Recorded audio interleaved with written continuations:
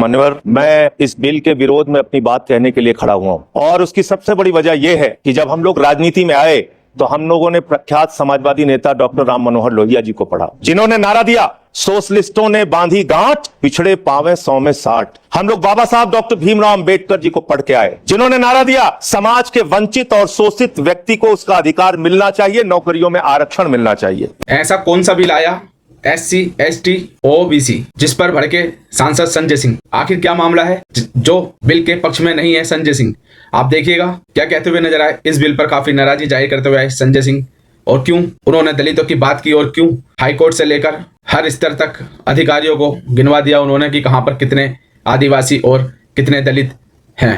आखिर ऐसा कौन सा बिल है जो राज्यसभा सांसद संजय सिंह को इसके लिए संसद में बोलना पड़ा?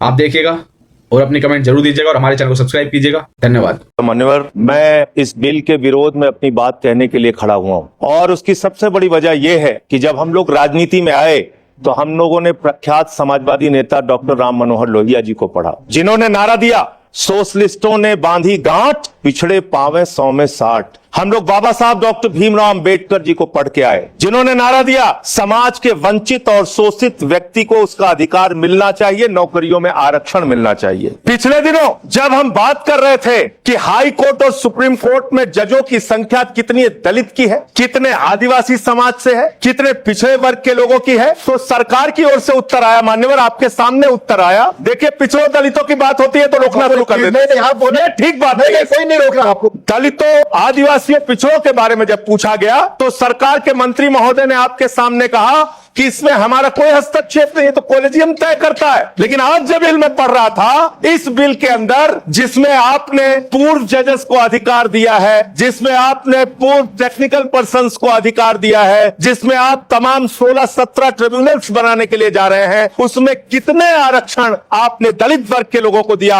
आदिवासी को दिया, पिछड़े को दिया? ये आपके माध्यम से मैं सरकार से पूछना चाहता हूं।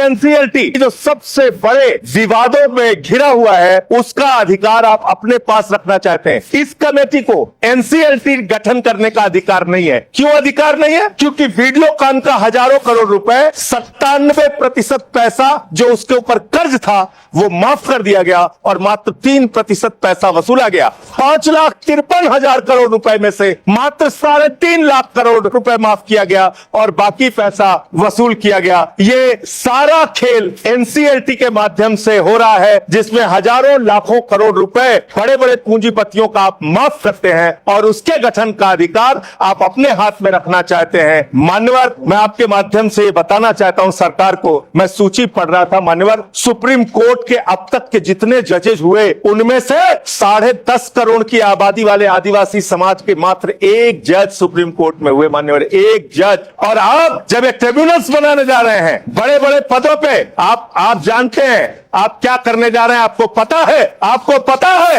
आपको मालूम है। देखिए, जब जो दलितों की बात होगी, नहीं बोल रहा आपने मंदिर के उद्घाटन